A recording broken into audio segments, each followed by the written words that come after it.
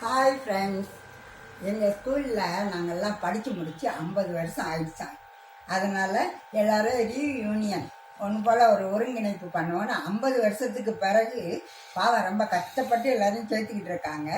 அதில் பார்த்திங்கன்னா நாங்கள் லேடிஸ் வந்து ஒரு 19 பேராக நம்ம தான் படித்தோம் எங்கள் செக்ஷன்லேயே. அதுக்கு பிறகு இங்கிலீஷ் மீடியத்தில் ஒரு 4 பேர் படிச்சிருப்பாங்க லேடிஸ். இவ்வளோதான் அந்த காலத்தில் படித்தது. இப்போ இவங்களெல்லாம் இது பண்ணும்போது சாதாரணமாகவே நம்ம பெண்கள்லாம் என்னமோ ஆண்கள் வந்து நமக்கு வாட்ஸ்அப்பில் செய்தி அனுப்புனா அதை வந்து பெரிய தவறான ஒரு இதாக எடுத்துக்குவாங்களேன்னு பயந்துட்டு என்னைய போ அப்படின்னுட்டாரா போட்டிருக்காங்க. அதனால என்கிட்ட சொன்னாங்க, நீங்கள் அந்த இறந்து போனவங்க இதெல்லாம் நாங்கள் உங்களுக்கு தந்துடுறோம், அது போக மீதி இருக்கிறவங்களுடைய நம்பர்ஸ் எல்லாம் கொஞ்சம் கலெக்ட் பண்ணி கொடுங்க அப்படின்னு. சரின்னு கலெக்ட் பண்ணோம். அதுக்கப்புறம் டேட் ஆஃப் பர்த் மேரேஜ் டேவும் என்னன்னு கேட்டு சொல்லுங்கள், அப்புறம் அவங்களுக்கு வாழ்த்து சொல்கிறதுக்கு வசதியாக இருக்கும்னு சொன்னாங்க. இதை சின்ன பிள்ளைகளுக்கு சொல்கிற மாதிரி அவ்வளோ தெளிவாக சொல்லி அனுப்பியாச்சுங்க. ஆனால் ஒரு சிலரை தவிர சிலர் வந்து கொடுக்கவே இல்லை. ஏன் கொடுக்கல பார்க்குறீங்கல்ல வாட்ஸ்அப்பை, தயவு செஞ்சு உங்களோட டேட் ஆஃப் பர்த்தையும் மேரேஜ் டேவும் சொல்லுங்க அப்படின்னு சொல்லிக்கிட்டே இருந்தேன்.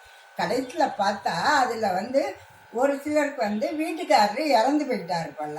இப்போ நானும் சொல்கிறேன்ல, நாங்கள் படித்தா 50 வருஷம் ஆயிடுச்சுன்னா எல்லா வீட்டுக்காரரும் வயசானவராக தான் இருந்திருப்பாரு. அதில் ஒரு சிலர் இறந்துருக்கலாம், இது தப்பே கிடையாது.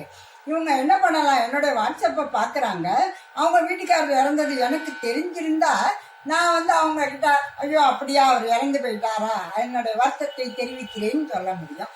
தெரியாதப்ப எப்படி சொல்ல முடியும்?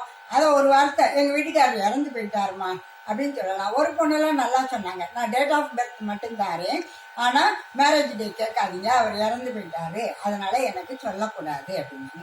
எவ்வளோ தெளிவான விளக்கம்.